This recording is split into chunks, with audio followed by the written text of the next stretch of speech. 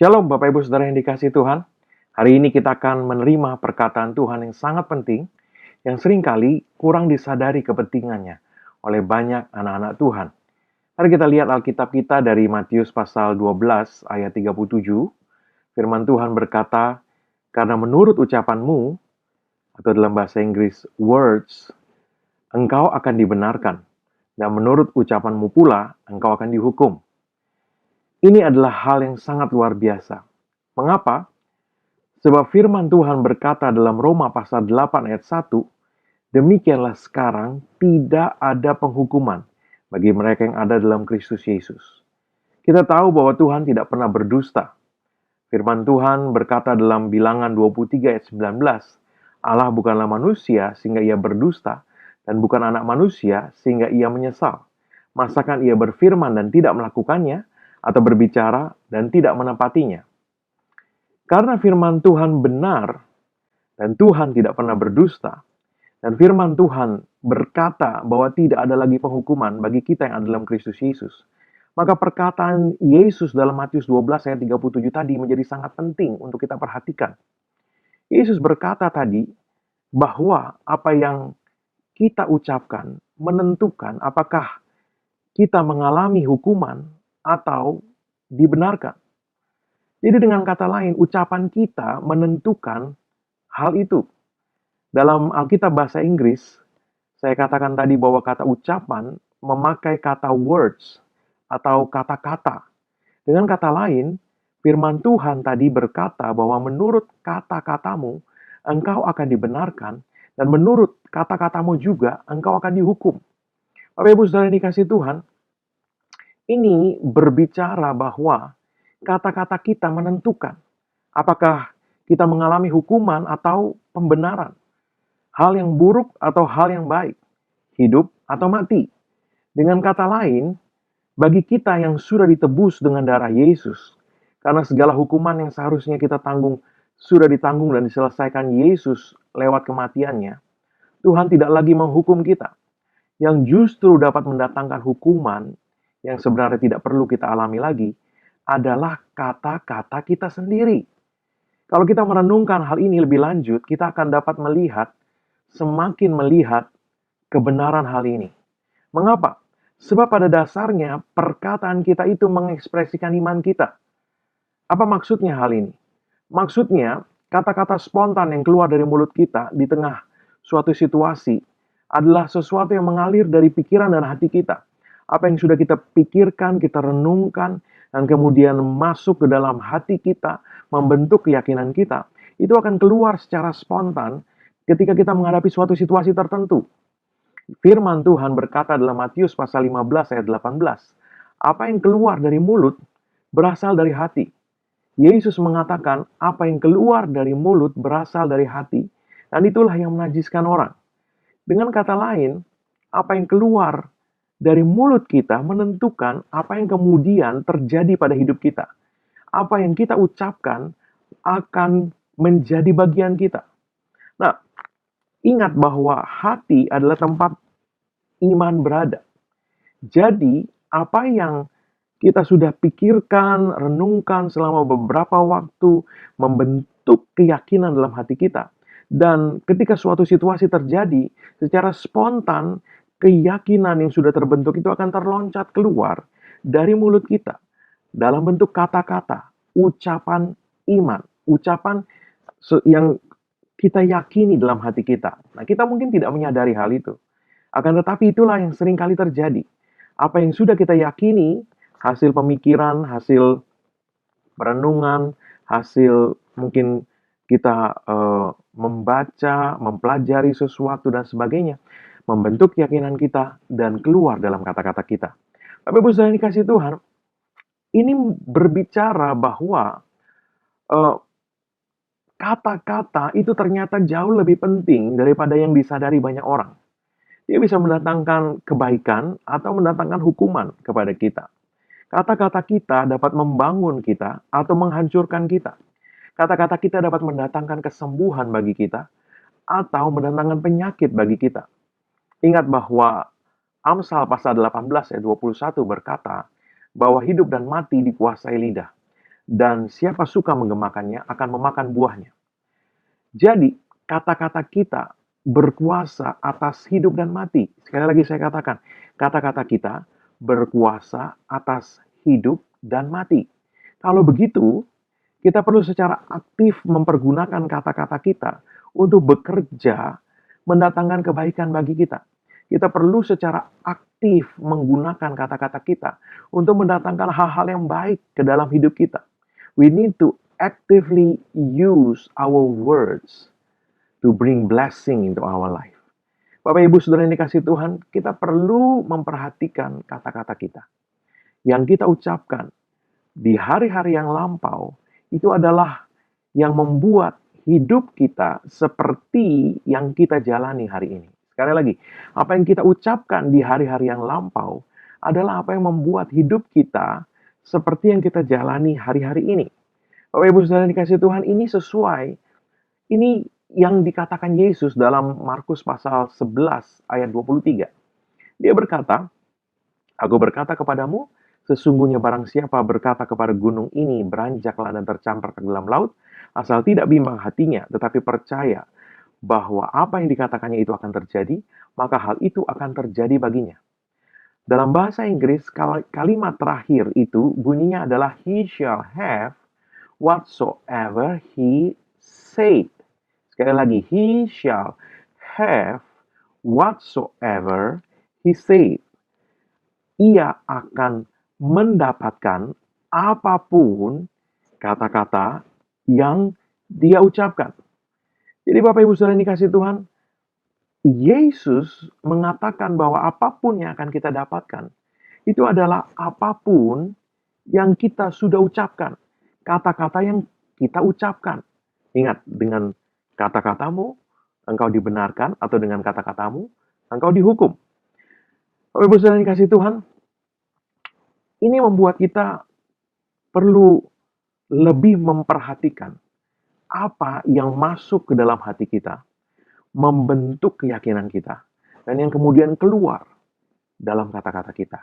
Sekali lagi, apa yang masuk ke dalam hati kita menjadi perenungan pemikiran kita dan kemudian membentuk keyakinan kita, dan kemudian keluar dari kata-kata kita ketika kita menghadapi situasi-situasi tertentu dalam hidup kita. Bapak Ibu Saudara yang dikasihi Tuhan, untuk kita lebih memahami ini, saya mau menceritakan beberapa kesaksian. Yang pertama, hamba Tuhan Kenneth E. Hagin pernah menceritakan sebuah kejadian yang berbicara tentang kebenaran ini. Peristiwa itu terjadi sekitar bulan Juni tahun 1943. Pada waktu itu Kenneth Hagin sedang melayani dalam sebuah KKR di suatu kota di Texas Timur, dan seorang hamba Tuhan, pendeta yang kita sebut saja sebagai pendeta X, itu menggembalakan gereja di mana Kenneth Hagin diundang untuk melayani di situ.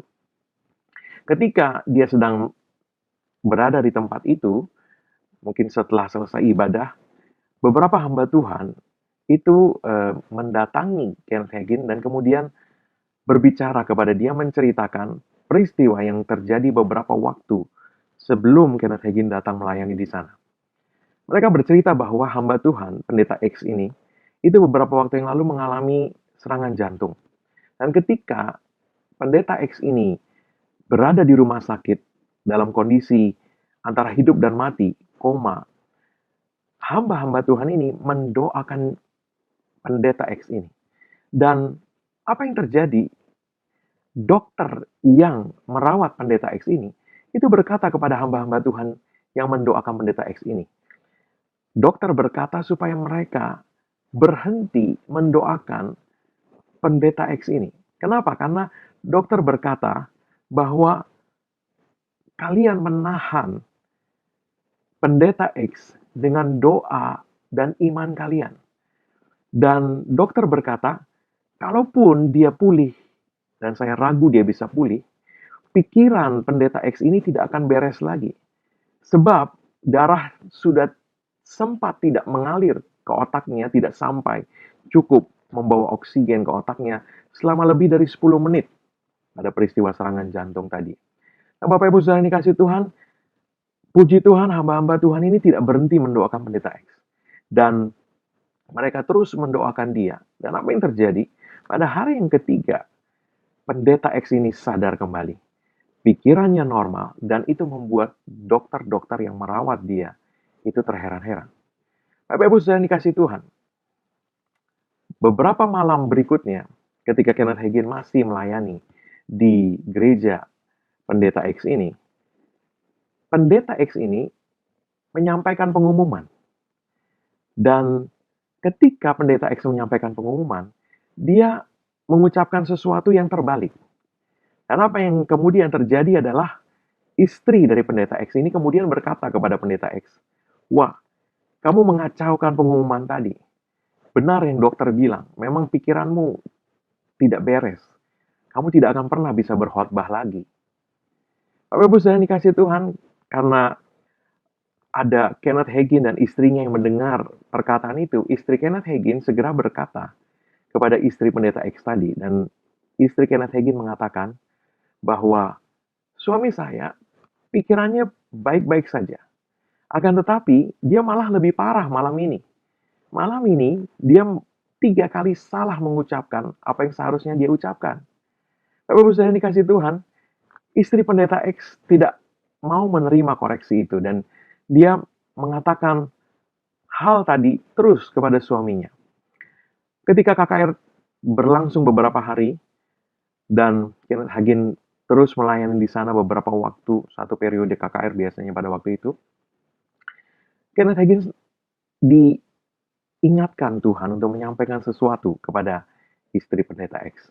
Dan kemudian Kenneth Hagin mengatakan bahwa saya tidak tahu bagaimana kamu akan menerima ini, tapi Tuhan mengingatkan bahwa kalau kamu terus mengatakan hal ini, maka tidak tidak lebih dari 2 tahun.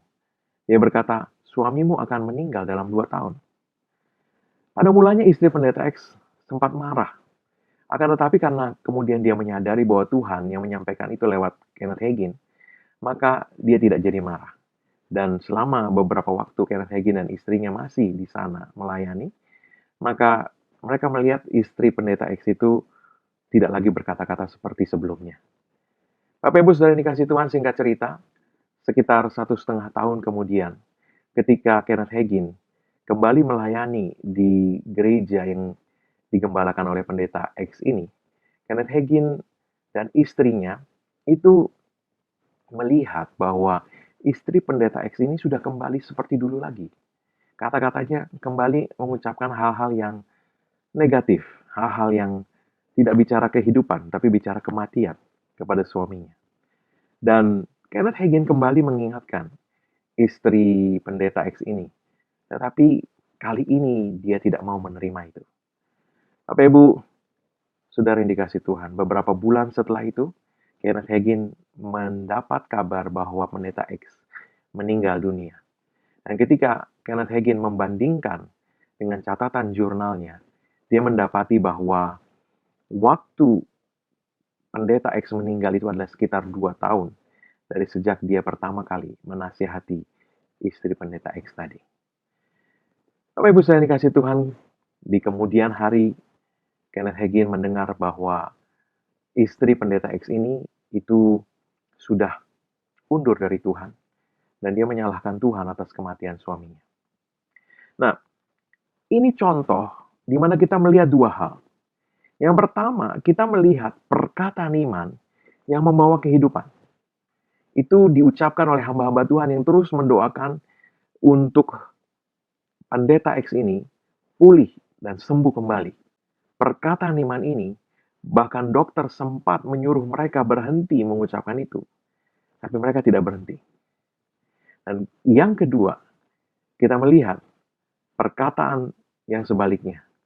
Perkataan yang juga berasal dari keyakinan. Keyakinan istri pendeta X yang meyakini perkataan bahwa pikiran suaminya sudah rusak. Dan dia terus mengucapkan itu. Dan dia terus memperkatakan itu kepada suaminya. Mengucapkan itu terus dan terus.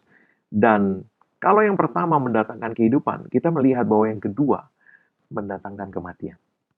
Bapak Ibu saudara dikasih Tuhan, firman Tuhan dalam Roma pasal 10 ayat 8 mengatakan, tetapi apakah katanya ini? Firman itu dekat kepadamu, yakni di dalam mulutmu dan di dalam hatimu. Itulah firman iman yang kami beritakan. Firman itu dekat kepadamu, di mulutmu dan di hatimu. Renungkan ini. Kita tahu bahwa Tuhan menjadikan segala sesuatu. Dia menciptakan segala-galanya dengan firman-Nya. Atau dengan kata lain, kuasa Tuhan dilepaskan dengan kata-kata. Sekali lagi, kuasa Tuhan dilepaskan dengan firman, dengan kata-kata. Ya, dengan kata-kata. Ini berarti bahwa kita dapat mengatakan bahwa kuasa, tadi dikatakan firman itu dekat kepada kita, dan karena kuasa Tuhan itu dilepaskan dengan kata-kata, maka kita bisa mengganti kata firman tadi itu dengan kuasa. Ya, kuasa Tuhan dilepaskan dengan firman. Jadi kuasa itu dekat kepada kita. Kuasa itu dekat kepada kita, yaitu di mulut kita dan di hati kita. Kuasa itu dekat kepada kita, yaitu di mulut kita dan di hati kita. Nah, Bapak Ibu saudara yang dikasih Tuhan, kita mungkin tidak melihat hasil seperti ketika Allah berfirman. Ketika Allah berfirman, maka itu jadi. Ketika Allah berfirman, maka itu jadi. Karena Dia Allah yang tahu bagaimana beroperasi dengan firman iman.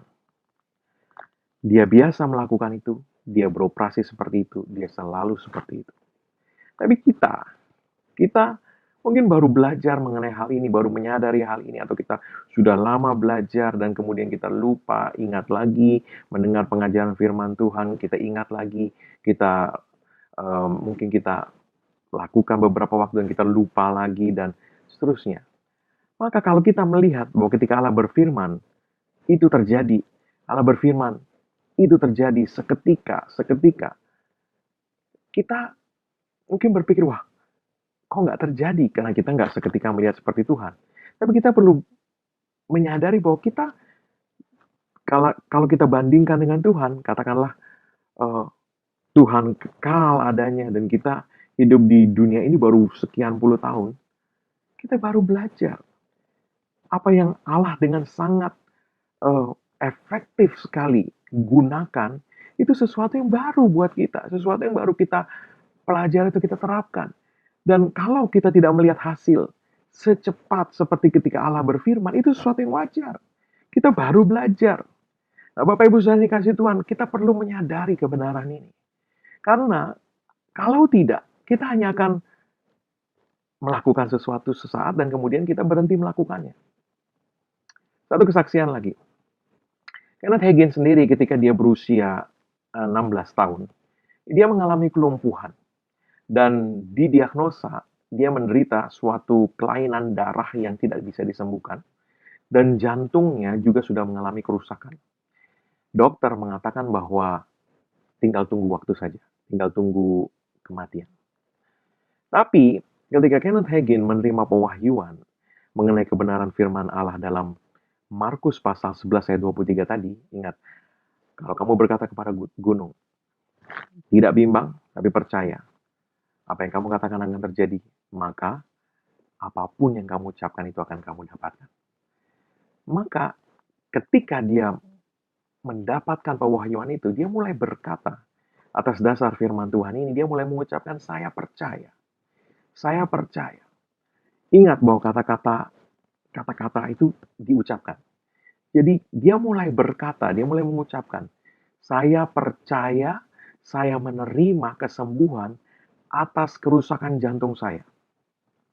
Dia berkata, saya percaya, saya menerima kesembuhan atas kelainan darah yang tidak bisa disembuhkan ini. Saya percaya, saya menerima kesembuhan dari kelumpuhan saya ini. Saya percaya, saya menerima kesembuhan dari ujung kepala sampai ujung kaki saya. Dan dia terus mengucapkan itu. Dan beberapa jam kemudian, dia tidak lagi lumpuh. Dia mulai dapat berjalan.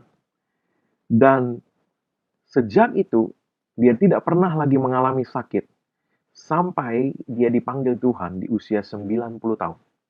90 tahun lebih. Pada sekitar tahun 2000-an. Bapak Ibu Saudara yang kasih Tuhan, saya pernah mengalami bertahun-tahun yang lalu, saat saya masih kuliah, saya didiagnosa mengalami darah tinggi. Setiap kali diperiksa hasilnya selalu tinggi. Dan saya diberi obat yang harus saya makan untuk seterusnya. Karena orang tua saya kebetulan dokter. Setiap kali saya diperiksa oleh orang tua saya setiap hari, maka hasilnya itu selalu di atas normal. Nah, suatu hari saya berpikir, saya ini masih kuliah. Dan saya harus minum obat darah tinggi seumur hidup saya. Rasanya gimana gitu? Kemudian saya diingatkan Tuhan akan perkataan firman-Nya tadi. Yesus berkata, kamu akan mendapatkan apapun yang kamu ucapkan. Markus 11 ayat 23 tadi. Maka sejak itu setiap kali saya diperiksa setiap hari oleh orang tua saya. Dan setiap kali saya diperiksa, saya selalu berkata, ini berapapun hasilnya, saya selalu berkata 120, 70. Ya, tekanan darah tinggi itu di atas itu normalnya. Normalnya itu 120, 70 ya atau 80. Tapi saya selalu di atas itu, 140, 90 ya, 140, 100 ya. Nah, tapi berapapun hasilnya, saya selalu berkata 120, 70. 120, 70. Nah, Bapak Ibu sudah dikasih Tuhan, sekitar seminggu kemudian, pada waktu saya diperiksa, hasilnya 120, 70. Dan itu terjadi hari berikutnya, dan seterusnya, tanpa saya makan obat lagi. Puji Tuhan. Bapak Ibu saudara yang kasih Tuhan, ingat, kuasa itu dekat dengan kita. Firman Tuhan berkata dalam Roma pasal 10 tadi, di mulutmu dan di hatimu. Kita perlu memahami rahasia firman Tuhan mengenai kata-kata ini. Iman di hati, kita ucapkan dengan kata-kata kita di mulut. Kuasa itu dekat dengan kita. Dan apa yang terjadi adalah apa yang kita imani. Tapi iman kita itu diekspresikan dengan kata-kata. Jadi, kuasa itu dekat dengan kita di mulutmu dan di hatimu. Kita perlu memakai kuasa ini. Ini senjata yang Tuhan berikan kepada kita. Senjata untuk kita membangun hidup kita. Senjata untuk kita meruntuhkan pekerjaan iblis dari hidup kita. Jangan sampai terbalik. Senjata ini untuk membangun hidup kita. Dan untuk meruntuhkan pekerjaan iblis dari hidup kita. Bukan untuk meruntuhkan hidup kita. Dan membangun pekerjaan iblis dalam hidup kita. Sakit penyakit, kemiskinan, kekurangan, dan seterusnya. Kekacauan rumah tangga. No. Pakai kata-kata itu. Senjata, kuasa itu dekat kepadamu, kata Tuhan. Pakai itu untuk membangun impian-impianmu. Membangun apa yang kau mau terjadi dalam hidupmu. Ucapkan lagi dan ucapkan lagi. Keuanganmu, atas rumah tanggamu, untuk masa depan anak-anakmu, untuk kesehatanmu, anggota keluargamu. Pakai itu untuk membangun. Dan tidak untuk meruntuhkan hidupmu sendiri. Bapak Ibu sudah dikasih Tuhan, Tuhan mengingatkan. Bahwa kadangkala kita mundur dari mengucapkan kata-kata iman. Yang sudah kita ucapkan beberapa waktu lamanya sebab kita belum melihat bahwa itu terjadi. Seperti saya katakan sebelumnya tadi. Kita berhenti mengucapkan apa yang sudah kita ucapkan selama beberapa waktu. Dan mungkin lebih parah lagi, kita bahkan mulai mengucapkan kebalikan dari yang kita ucapkan sebelumnya, dari kata-kata iman yang kita ucapkan sebelumnya. Atau di lain waktu, kita mundur dari mengucapkan perkataan iman yang kita tahu seharusnya kita ucapkan, karena kita malu. Kalau apa yang kita ucapkan tidak terjadi dan orang mendengar perkataan kita dan kemudian kita malu. Jangan-jangan nggak terjadi.